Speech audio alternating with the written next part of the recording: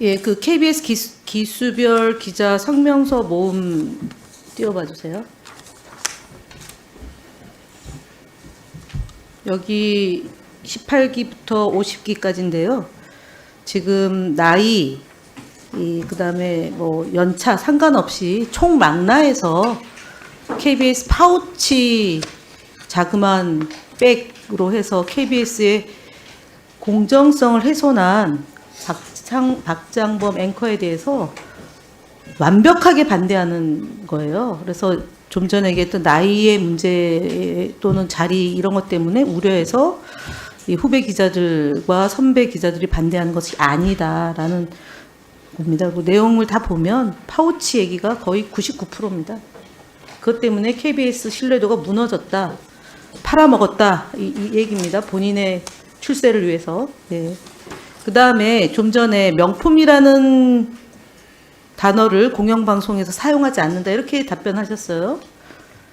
보시면은요, 명품이라는 단어가 그냥 짧게 찾아봐도 10가지가 나와요. 고액 상습 체납자 가택 수색에 명품 시계 금반지, 명품을 구입해 중국으로 보냈다, 명품 가방 수수, 명품 가방을 선물한 최재형 목사가, 그러니까 즉 그 지금 박장범 앵커 말고 다른 리포트나 보도에 명품이란 단어를 썼어요. 그리고 크리스찬 디올 뭐 이런 얘기도 나오고요.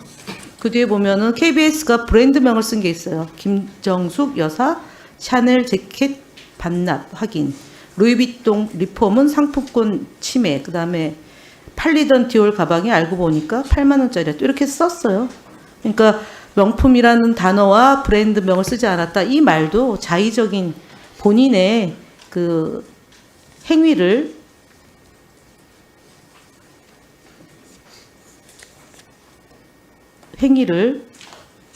뭐 좋게 표현하기 위해서 나머지 보도나 뉴스에 대해서 폄훼하고 본인만 돋보이게 하는 그런 태도였다. 그래서 공정하지 못하다라는 거고요.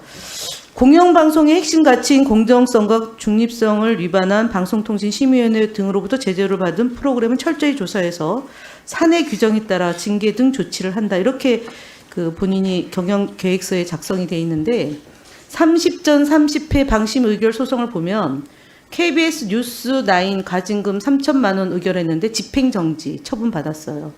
그 외에는 없거든요. 근데 어떻게 이 조사에서 사내 규정에 따라 징계 조치를 하겠다는 얘기를 이렇게 하시는지, 이게 갈등의 요소로 작동되고 있는데 이렇게 막 마음에 안 드는 것에 대해서 가차없이 징계하겠다 이런 계획서를 보고 어느 후배 기자나 동료나 선배 기자들이 박수를 치고 환영하겠습니까? 30전 30회 KBS는 한 건밖에 없어요. 그리고 앞서도 얘기했지만 실적 좋은 능력 있는 직원을 승진시키는 게 기업 인사의 기본이거든요. 근데 박장범 앵커는 앞서 얘기했지만 9시 뉴스의 일일 평균 시청자 수가 168만 명으로 직전 그 앵커 인사도 못하고 쫓겨난 이소정 앵커가 247만 명이어서 32%가량이 줄었어요. 박장범 앵커는. 근데 사장으로 영전이 되는 거거든요.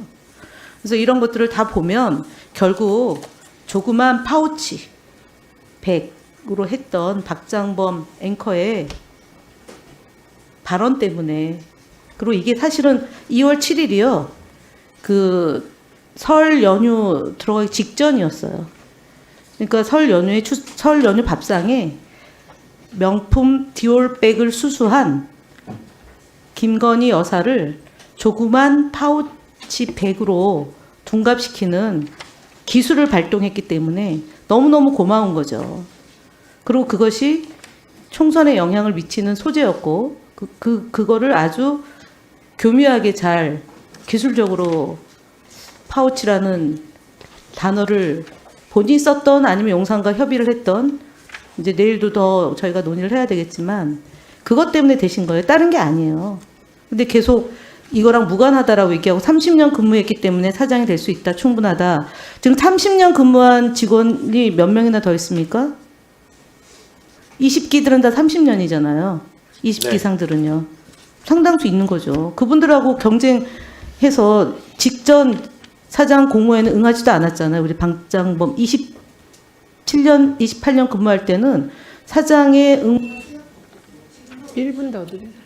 불과 한 달 전에 사장에 응모하겠다라는 계획을 가졌다라고 설명하셨거든요. 그렇잖아요. 사장이 되고자 준비한 게 아니잖아요. 2월, 3월, 4월까지. 근데 어떤 연유에 급작스럽게 한 달밖에 안 되는 준비도 안 되고 텔레비전 수신료에 대해서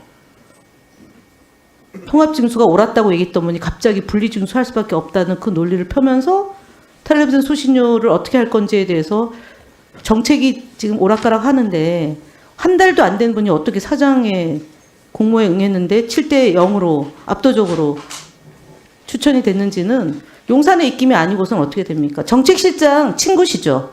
용산 정책실장. 대학 동기동창. 예. 그리고 본인이 앵커로 있을 때 거기 몇 번 출연하셨어요? 이례적으로요. 예. 9시 뉴스는 7시에 출연했죠, 7시에. 한 번도 안 나왔습니다. 그러니까 7시. 7시. 9시 뉴스 할 때는 한 번도 안 나왔고요. 의료 진단할 때는 뭐 몇 번인가 정확히 네.